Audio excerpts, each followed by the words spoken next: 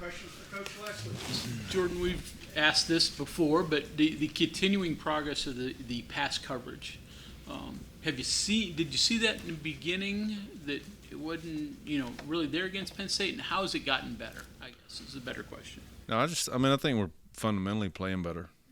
I think that anytime you look at, and I said this before, in the environment of the transfer portal, and when you get guys, the time of year that you get guys, and when you get them ready, like nothing is more valuable than experience, and that's experience within the scheme of your defense as opposed to where they come from, and it takes a little bit of time. So I just think fundamentally we're playing better, and I think that it's just continuing to improve on what we're doing, and so I think the kids are, simple as that, they're just playing better. You like the way this defense is playing physically? I mean, from where I look, this is probably the most physical defense since you've been here. Would you say? Yeah. COVID year, guys flew around, but yeah, they are. I'm happy with with where they are. I mean, we got a little bit of tempo late. Our pad level got where it didn't need to be, and our tackling lacked a little bit.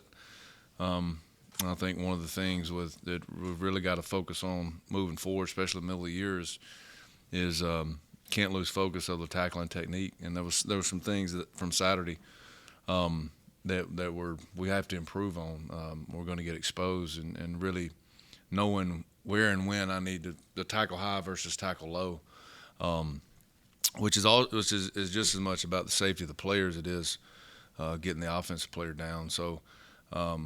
But I said this a couple weeks ago. You can't. It's hard to change willingness to play that way. And this group, they're willing to play physical, and they enjoy it, and we practice that way. And so you defended 58 plays in the second half. I think 23 in the first half, and then the tempo thing kind of kicked in. Did you have a feeling they were going to go for it on fourth down? It was going to be a third, fourth down deal the rest of the game? Yeah, I mean, that's really their MO. They're off of I can't remember exactly the name of the company that gives you the statistics, CA, whatever. But they're by the book on that, and then obviously you have the percentages, and so it's their choice. I don't know if it's head coach or the coordinator or whatever, is irrelevant, but they're really aggressive off of those numbers, and so knew that going in. They were that way last year, and so we expected that. I think we were able early to really be effective on 1st and 10, especially start a series and kind of get them a little bit off schedule. So that was one of the things that we knew we had to do. But once, and then 12 gets hurt, and then I think probably put them off schedule a little more, which honestly I wasn't. It's not like I was excited about that. That Baron Morton is a good quarterback. We saw that last year. So, but whether that affected their game plan, I told the guys at halftime, like, we're get ready for it because it's coming. Just as fast as they can go. And so we play in that amount of plays. I knew that would take its toll late, but they fought through it. Besides tackling and that improving, what else have you noticed that's worked and kind of maybe shown the proof in the pudding from the off season? Ramp it up a little differently. I think the first thing's fundamentals. I think the next thing is just how we play. And the good thing about that is we'll always have guys to point to with how we want to play. We give players a week, we give different awards, and Eddie Vesperinen had 7 tackles from the boundary 4I or boundary D tackle position. That's pretty special. The way Lee Koba plays, the way Trey Lathan's starting to play, the way Anthony Wilson plays. I mean, you have just references you can go back and show how we play, and the improvements will come. That's just we just got to keep working and working at what we do. We don't get away from what we do, and And so the kids, they know that, they bought into that, and I think that's probably the biggest thing. What has Marcus Floyd, been able to bring since he got back, especially, the ways you guys have been using him? Yeah, I mean, it just, Marcus is, he's an aggressive player. He thrives closer to the ball.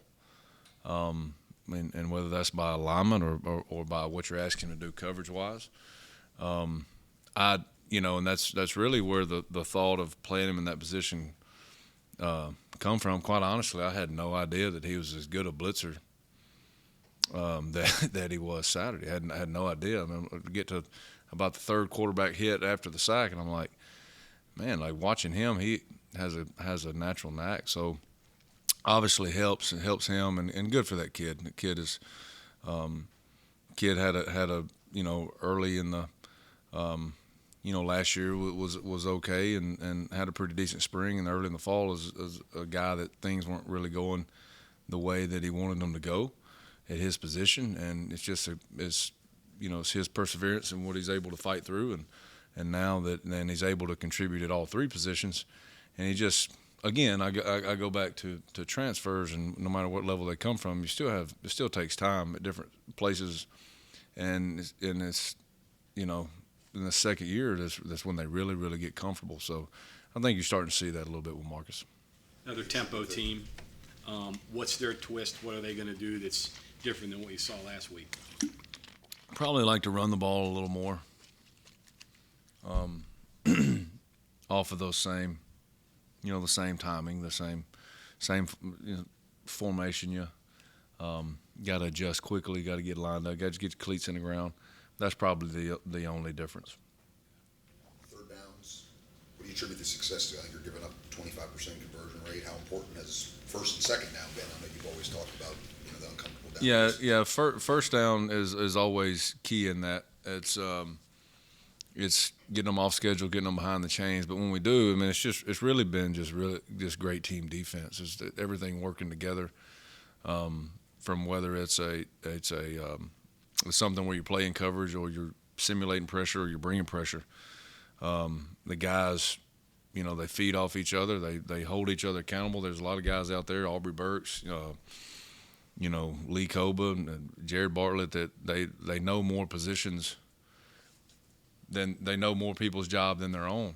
And so they're able to communicate and look around. And so that's probably been the biggest difference. I guess with those guys, it's more about conversion downs, right? Third and fourth. I think you were 7 of 26, maybe. That's a pretty good number. Yeah, it was good. We just, it's, and again, I always go back to the effort and flying to the ball and making, making quarterback make throws, making receivers earn their catches, and effort and aggression, and two of the things we talk about. So I think that's, again, it's how the kids play as much as it is, I think, schematically. Jordan, going back to third downs, does personnel make a difference for you this year? The ability to have not only more players and fresh players, but throw in packages that can be effective because someone who's maybe more specialized for that situation? Yeah, it does. I mean, it gives you a little more, ability to get the guys you need on the field, while still being able to fit things you may see that people like to do to you in a sub package. And I know people see us use both the we call it a bandit and a spur in that package, but pretty simple what we're asking them to do. It's honestly no different coverage structure. It's just having the best guys for what the situation is on the field at the same time. You just talked about how the defensive backs are using their eyes better this year. Is there any way that can be turned against the defensive backs, if their eyes maybe are giving away where they're going? I mean, I'll say this: you can disguise yourself right out of plays a lot of times. And, you're trying to, sometimes you get in a situation where maybe either you overcoach them or the kid is trying to do too much and trying to hide too much in his eye, and so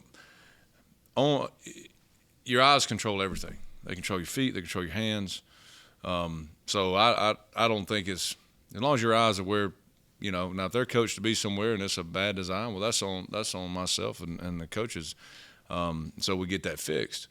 Or it's a bad play by the player if their eyes are in the wrong. I would rather them be in the right spot and doing exactly what their job is supposed to be, rather than trying to, if he's looking at me, if I'm looking over here, like we won't really get too much into that. I may disguise by alignment more, but not necessarily with your eyes. Talked to Tyron Bradley a little while ago. So, guy moving up from FCS also sounds like a slightly different position than he played. What have you seen from him? Did you think you'd get the production from him you're starting to now? Yeah, I mean he gives us a little bit different body type and skill set than we've had there. He's almost 260 pounds, playing primarily, into the boundary, and where guys like to. That's a lot of times where tight end sets like to focus on and big sets, and so we needed somebody to be able to play even in that two stand-up package where that had a little bit of in between D lineman, slash outside backer skill set that was stronger, a little bit bigger, that allows you to again still play a lot of the same structures that you would, while having the athletic ability to drop and to blitz and to rush and to do the things he needs to do.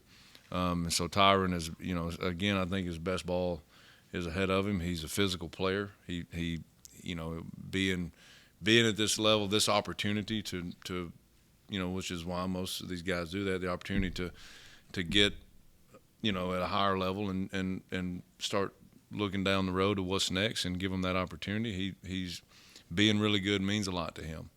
I know that game meant a lot to him, being from Lubbock, and so I knew he was going to play. Probably play a little, just a game for him that I knew was important. So, but he's been a great addition for us. He's heavy-handed. He's strong.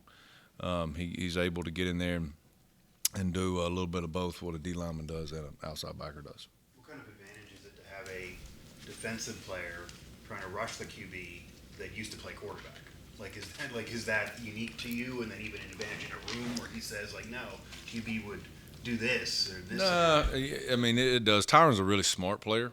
I don't know that playing quarterback helps him in his rush awareness. I say pocket awareness, but because he was an option quarterback, and so he was not necessarily a pocket guy, drop back. He was a straight option quarterback, which, most time what that tells you if I'm evaluating a high school recruit, is that's what they have to be at that high school offensively. So that coach is that's where if he's running that offense, that's where his best athlete or one of his better athletes is going to be. And so you look at that and you're like, all right, well, if he's not a quarterback, there's something somewhere else he could probably do. I wouldn't think it would be a 260-pound outside backer, but it worked out well for him and worked out well for us. You've got a couple quarterbacks. I think Hershey played quarterback. Mm-hmm. I guess it's the baseball deal where you take shortstops and center fielders and your best athletes. That play into it? Oh, yeah.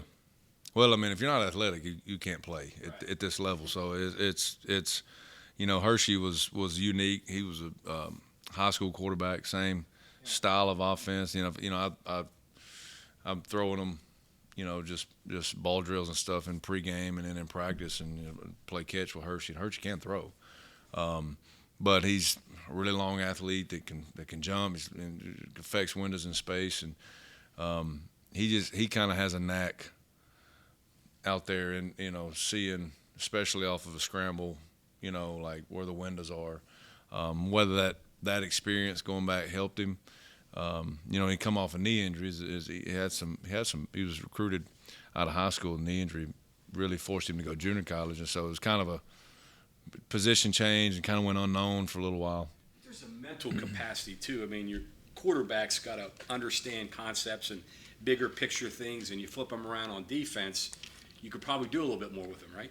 Oh yeah, yeah. I mean, that helps. Yeah, I tell them, and I'm definitely no quarterback guru, but I tell them all the time, football is angles and numbers. From our standpoint, that's exactly what it's angles and numbers. And if they understand that, within our scheme, they can be successful, and Hershey does. Terrence said when he visited here, what kind of sold him was that you were very clear with him what he was going to play and how he was going to be used. When you recruit anybody, how important is that? Because you're talking about you see athletes and you think they might fit somewhere, but how important is it to get a guy in here and say, you're going to be our bandit and you're going to do this and this? And, I mean, how big of a selling point does that? Well, I mean, there's only so far that flash and flare and different things go in the recruiting process. That only carries you so far. It has to be, a fit for everybody involved, fit for the people that matter the most to the student athlete, because at the end of the day, they're going to find out the truth within however long of being here. With me, it's the first day. Like they're gonna. So it's I think that's important, because there's always validation on video of you showing them what you want them to do. And I always tell them, if I'm, against somebody else, like make them show you what they're asking you to do. 'Cause I'm gonna show you exactly what I'm asking you to do. If it's not your cup of tea, you got your list, I got my list. Here we go. So I just think they're going to find out the truth. You're better off. They understand exactly what they're getting into. And so the transition, wherever that is whether it's from high school, junior college, or another 4-year institution, that transition's easier. And that's the hardest part. It's especially transfer-wise, like we're bringing you here for a reason. We're bringing you here to play and be productive. The faster we can make that happen, the better off it's going to be for you, the better off it's going to be for us, and everybody's happy. So the easiest way to do that is this is what the plan is. It may vary a little bit from time to time or situation to situation, but just be upfront with them. A couple of times you guys have talked about changes you made after the Penn State game and kept on the shelf for Duquesne, rolled out against Pitt. As much as you can share, not all the secrets I know, but like what did you try to improve or put into place that may explain some of the improvements the past few weeks? Again, I think it's more fundamental than it is anything else. We're not, we don't go out. The changes that we've made defensively over the offseason, we're not going to go out from day to day, week to week, and reinvent the wheel. I think it's more about getting better at what we're trying to do. There's all kinds of tweaks and variations, and I think last year that's really probably what got us, is with the pieces we were trying to make wholesale changes, which is totally my fault. I know better than try to do that. I just felt like that was best for everybody. And this year that we don't, and it's about getting better at what we're doing and who we are and who we have to be successful. And that's as much fundamentally, or way more fundamentally, than it is schematically. I mean, there's at the end of the day, there's a snap, a block, and a tackle on every play. And if the ball's in there, we have to attack it, and we have to make people earn their reception, earn their yards on carry, shed blocks, make tackles. I mean, that's the biggest thing. And we've talked about the personnel, and every player goes through it. Every couple of players at every position, to where they're not playing to where they need to play, and the consequence for that is next man up. So we had to do that, but it doesn't mean that we've shelved anybody for the season. It's just, again, that individual has to play better, and then as a unit, we have to continue to just get good at the things of who we are and what we like to do. And I think that the kids, there's you have to do things they can do and they like to do. I ask them all the time, like, what do you like here? What call do you like? They, whether it's Lee or whoever, well, what about this? Okay, here we go. And so when you can do that, they feel comfortable in that scheme. If they're comfortable, they play fast, and they play fast, they're usually making plays. So I think that's been the biggest thing we've improved on. Thanks, Coach. Thank you.